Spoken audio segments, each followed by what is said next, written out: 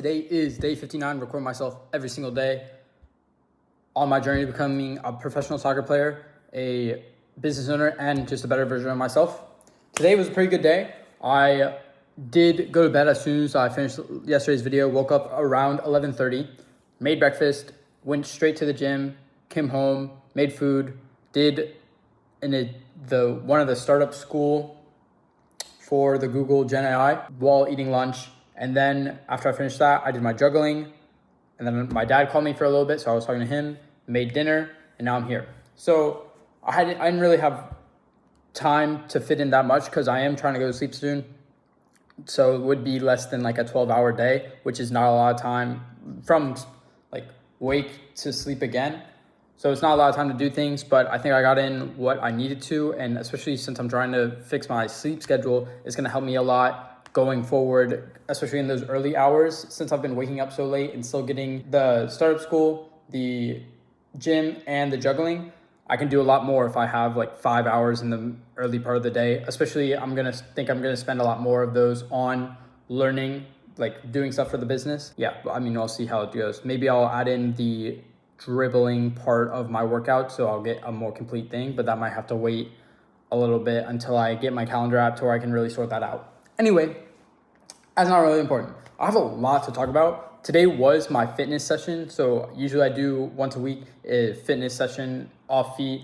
So that means I'm like on a bike and not on my running on a treadmill or running outside, because when I had like minor injuries, it would just amplify it and make it feel a lot worse. So now I just do it on something that's a little bit lighter on my body. But I have a lot of these like epiphanies and like realizations while I'm doing these fitness sessions. And I was listening to a podcast between Cameron Haynes and Chris Williamson on Modern Wisdom, just recently released. And I really like listening to podcasts from Cameron Haynes and people like that, like David Goggins, or people who just really want to push and push and push. And I thought it was really interesting. I think it was 2 hours in total, and I just finished it while I was eating dinner. But I think I wrote down a few things important lessons that I thought about, but I want to talk about more clearly on this YouTube channel. One, so I can teach y'all, and then two, so that I can reinforce it within myself. So the first one that spoke to me while I was listening was, I need to learn so that I can teach my kids. I think I've talked about this a little bit. Leading by example is the best way to lead. Of course, there's more, and depending on the role, there's a lot of different things that go into making a good leader. But overall, especially in the family, it's a little bit different, because they're going to see you on a regular basis. They're going to see the actions you take. They're going to see what you do in your free time. And I think that really shapes them as a child. If they see their father or mother lounging around a lot and not doing the work they're supposed to do, I think they're more likely to turn into someone that's not going to do the work, that's not going to be a high achiever. And that's okay if that's not what you're striving for. But anyone who's watching this, and as well as me, I want to be a high achiever. I think everyone who's watching this should be a high achiever. People learn by example when you show them what to do something. A lot of kids want to push their children to be kind of their unrealized dreams, but it's hard to really create your children into that high achieving person if you've never done it yourself, because they're going to learn, especially if you're trying to teach them, they're going to learn from your example. When you're going out and drinking, when you're drinking at home, when you're lounging around and not doing what you're supposed to do, watching TV until you fall asleep, they're going to pick up those behaviors. And I noticed there's some behaviors that I picked up from my parents that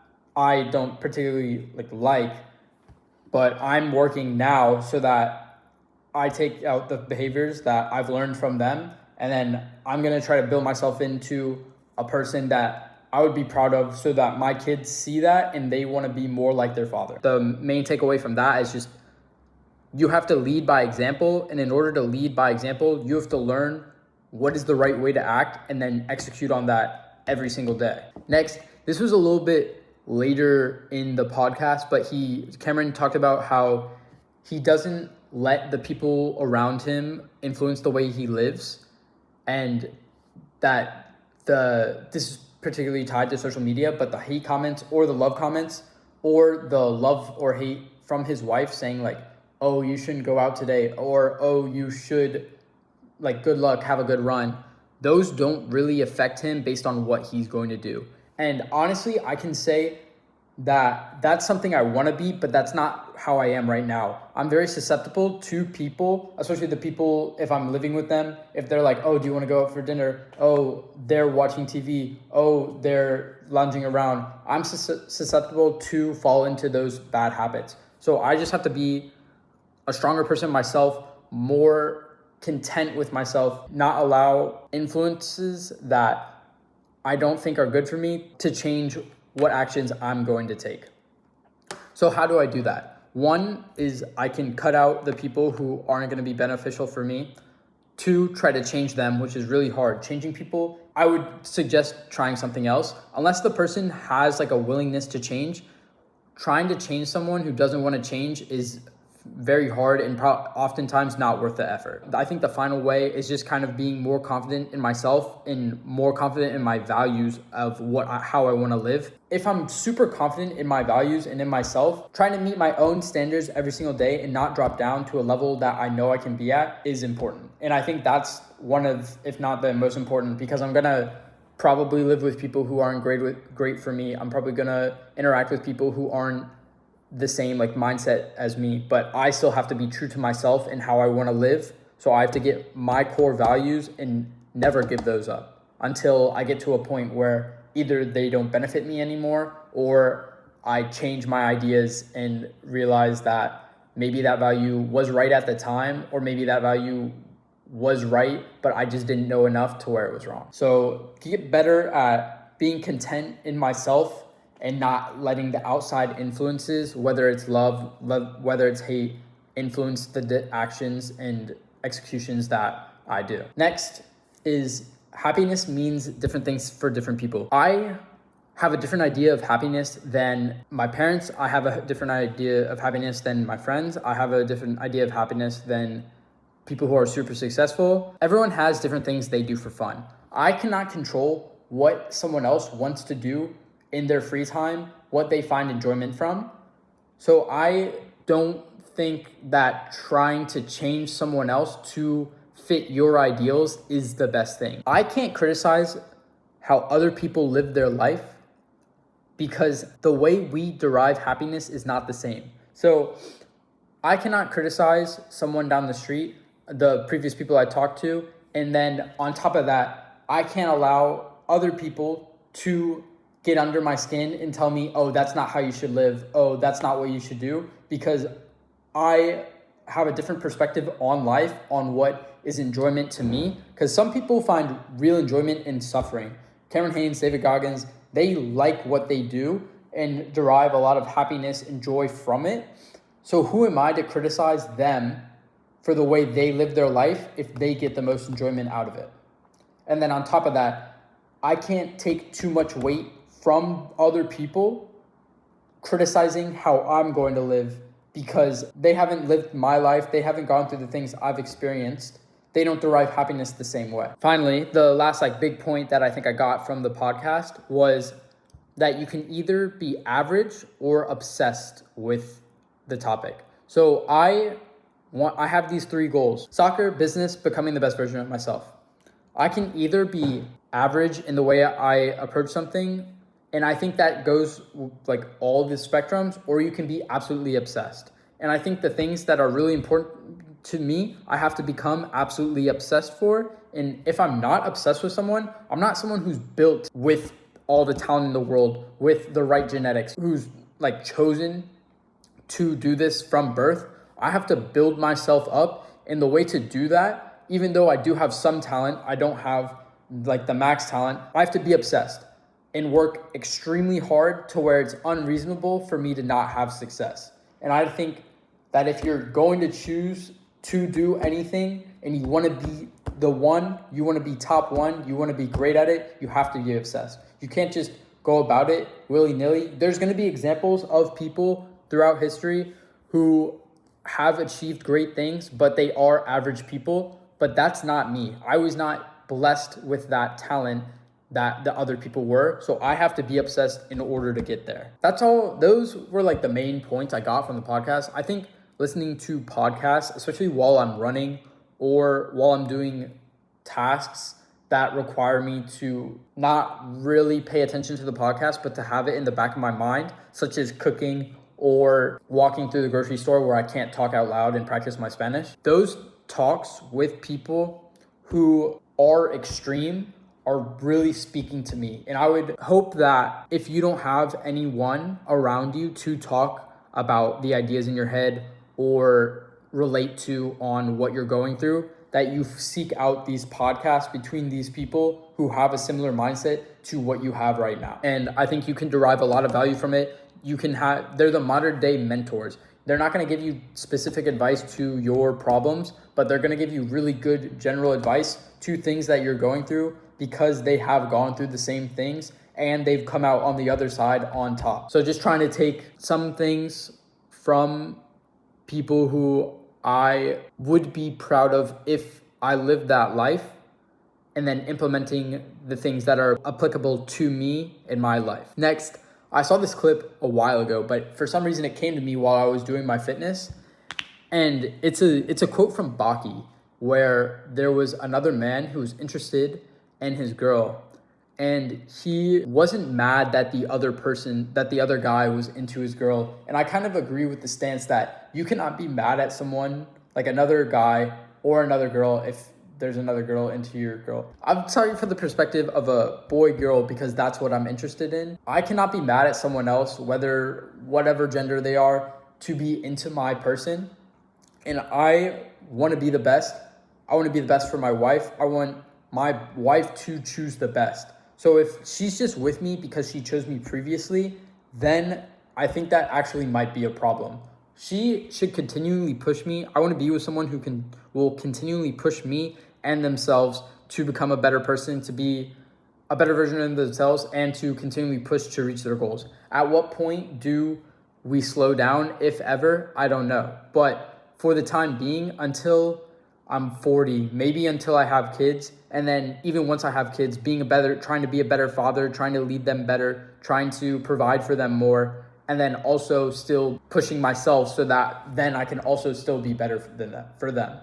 But the point was, I can't be mad at my girl for choosing someone else if she decides to break up with me, if I like someone and then she decides to go with someone else, or if someone likes my girl or the girl that I'm attracted to. I previously, honestly, have been really prone to becoming very angry when someone doesn't choose me and they'll choose someone else.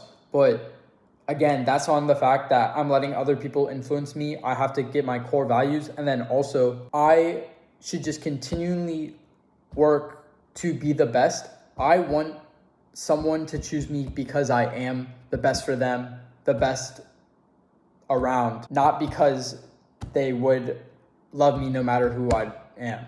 Maybe I'm wrong on that fact. Maybe it's better for you to just have someone who will choose you no matter what. But in the current state that I'm in, I would like someone to choose me because they think I'm the best for them, not just because we've been together for a long time. Moving on from that, I have some thoughts that I've either derived from the podcast but not talked about directly, or just things that I've thought about in general. The first one actually kind of is very similar to the last point I had.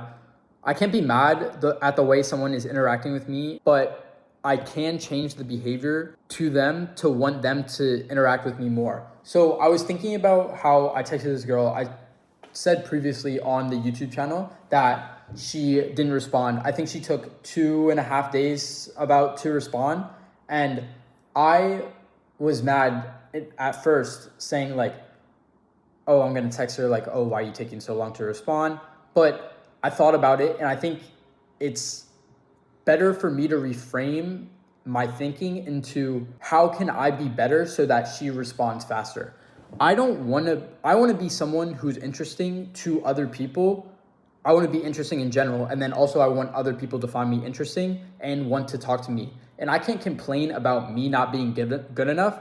Why am I not good enough? And how can I change that so that then people want to talk to me, then people want to communicate with me, then people want to help me when I need it, then people want to reach out to me when they need help. That's something I still have to learn, but I just think the mental framing of reframing from getting mad at someone not meeting the expectations that you set for them in your own mind, and how do you make it to where they meet those expectations based on changing your own actions. Because you can't change their behavior.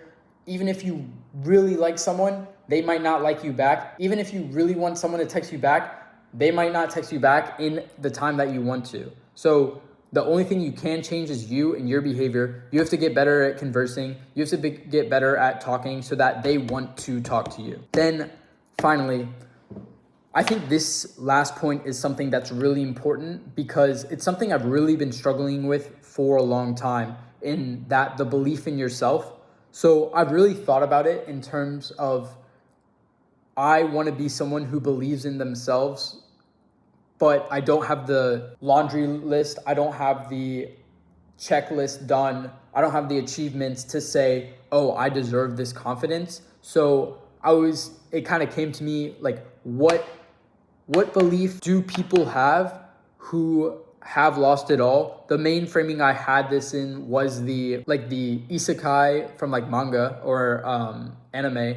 The isekai, which is reincarnation, they usually go back in time. Why do they have so much confidence the second time instead of the first time? It's because they believe not that they're going to make it right then, but they believe in the final outcome. They believe that if they do this now, if they put in this work now, if they work hard now, if they take this action now, which is based on knowing future information, which I'm not going to know or you're going to know, but you can kind of lie to yourself until you truly think it, or be delusional in the fact that you think you're going to be whatever goal you have. So you have to believe that it's possible for you. For example, I want to be a professional soccer player. I have to believe in my mind that it's possible for me to become a professional soccer player, and that me doing my juggling every day, me watching tape, me doing my dribbling training, it's just what it takes for me to get there, and I'm confident in my abilities to where I will get there. I think having the belief that over a long enough time horizon, I will make it is really important. And I think it's the only way to truly have that belief in yourself, that you have the confidence to carry out the actions that you need to take to the ability that is needed at that time. So I have the confidence in myself to play soccer at the level I am right now because I have confidence in that I'm doing everything I can and I'm training really hard, and I know I'm just going to keep on learning to become the player that I want to be. I might lose, I might face a setback, but I still believe in the final outcome.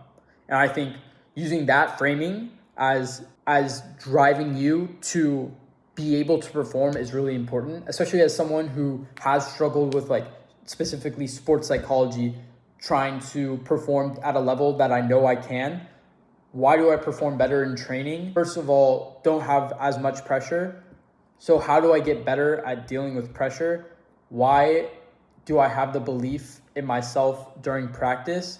Because I know I can beat these people, and I know that at the end of the game, I can do it. And I have to have the same thing during games. I have to believe that at the end of the game, I've put in all this work before. I am confident in my abilities, and that the people who I'm playing against aren't going to match up against me because of everything I've done.